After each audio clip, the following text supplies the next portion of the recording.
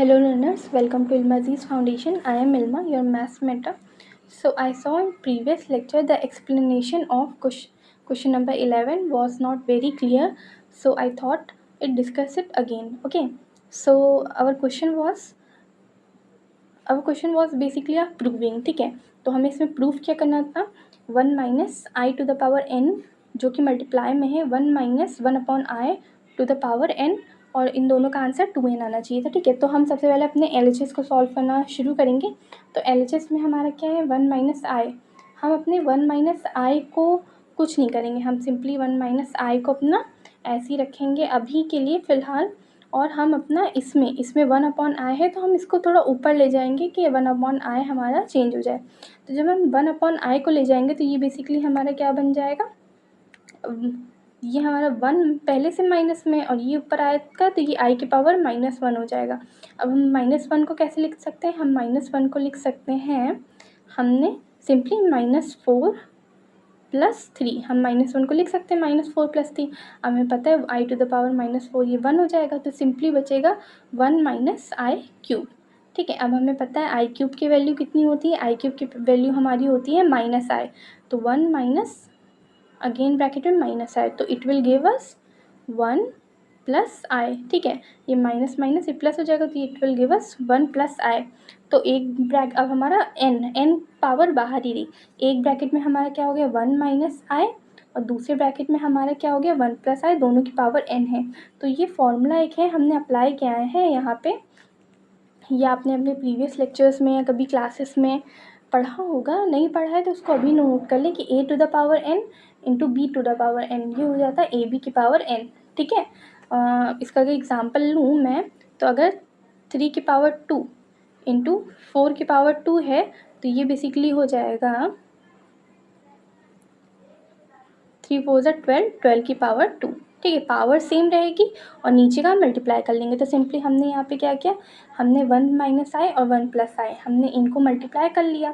ठीक है, 1 - i 1 + i इनको मल्टीप्लाई कर लिया, पावर हमारी n रही.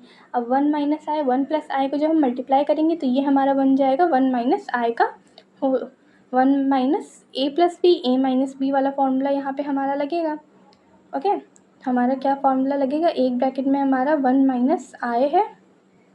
ठीक है, और दूसरे ब्रैकेट में हमारा 1 + i. तो इसका ये क्या है, a + b a - b, तो ये हो जाएगा 1 - i का स्क्वायर. तो 1 माइनस, अब i का स्क्वायर कितना होता है, -1 होता है, तो ये क्या हो जाएगा 2. ठीक है, माइनस माइनस प्लस और 1 + 1 2, और बाहर पावर n है तो ये बेसिकली हमारा आ जाएगा 2 टू द पावर n. ठीक है, तो ये उतना क्लियर हमारा एक्सप्लेन लास्ट प्रीवियस क्लास में नहीं हो पाया था, इसलिए मैंने इसको यहाँ डिस्कस कर लिया है एक दूसरे पार्ट में वीडियो बना के. अगर आपको यहाँ मुझे लगता है चीज़ें आ गई हैं, अब हमारी इस एक्सरसाइज के ज़्यादा क्वेश्चंस नहीं हैं, कुछ क्वेश्चंस हैं, धीरे धीरे हमें ऐसे ही n पावर मिलेगी. अभी तक हमने डिजिट्स में पावर सॉल्व की, अब हमें n की पावर भी मिल गई. ऐसे हमारी और पावर्स बढ़ेंगी और चीज़ें बढ़ेंगी, पर हमें आसानी रहेगी क्योंकि हमने अभी इतना अपना प्रिपेयर कर लिया है, हमने इतनी चीज़ें इतनी डिस्कस कर ली हैं, इतने क्वेश्चंस लगा लिए हैं. ओके, सो इस सारे PDFs एक ड्राइव में मैं अपलोड कर दूँगी लास्ट में या बिगनिंग के किसी भी वीडियोस में. एंड तब तक के लिए आप इसी क्वेश्चंस को प्रैक्टिस करें. आर.एस. अग्रवाल बुक की पूरी प्लेलिस्ट है, मतलब पूरी प्लेलिस्ट आर.एस. अग्रवाल बुक की बना दूँगी, जैसे कॉम्प्लेक्स नंबर के सारे वीडियोस उसमें होंगे और एक एक क्वेश्चन का भी डिस्कशन है. मैं एग्जाम्पल्स और कॉन्सेप्ट दोनों डिस्कस करने की कोशिश करूँगी इस पूरी प्लेलिस्ट में. जो पूरा कोर्स है कॉम्प्लेक्स नंबर का, तो इसमें एग्जाम्पल्स भी डिस्कस करूँगी एंड कॉन्सेप्ट्स भी डिस्कस करूँगी. नॉट ओनली क्वेश्चंस के अलावा भी कॉन्सेप्ट वगैरह जितने होंगे तो वो सभी इसी वीडियोस में हमारे कवर हो जाएंगे, इन्हीं वीडियोस में.